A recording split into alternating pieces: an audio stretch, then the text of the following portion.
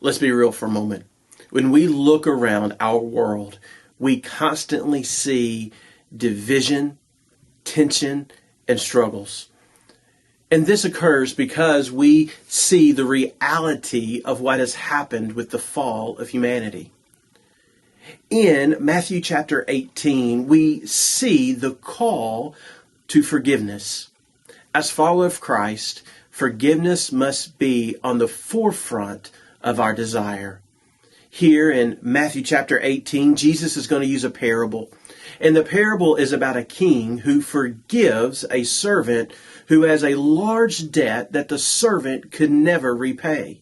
When the debt is forgiven, the then individual goes out and holds someone else who is in debt to him accountable for a much smaller debt. Then the king asked the one who he had forgiven, "Why did you do this?" The story here that Jesus told is teaching us a valuable truth. First of all, it reminds us that our King, Jesus, will forgive us that which seems so unforgivable because he forgives our great debt of sin. Then we must strive to model the forgiveness we have experienced. We have to learn to forgive others who have much smaller debt to us than they do before the Lord. We must learn to forgive others the way that Jesus has forgiven us. You see, the reality is that Jesus expects us as his children to forgive one another. And why is this? Because we have been forgiven.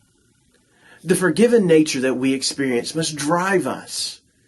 And so when we think about today, let me ask this question. Is there someone in your life when you have sought judgment and justice and feeling that they could not be forgiven? Maybe today is the day you seek the Lord and say, "Lord, help me to understand how I have experienced your grace and your mercy and your forgiveness. And help me have the heart of grace and mercy toward others who have fallen short and to extend forgiveness to them." Maybe Matthew 18 is a story to each of us to remind us that we are people that are forgiven and that we need to be a people that are forgiving. I hope that you will take the challenge to ask yourself, just like I have to constantly, "Lord, help me to forgive the way that I have been forgiven." We'll see you tomorrow for Matthew 19.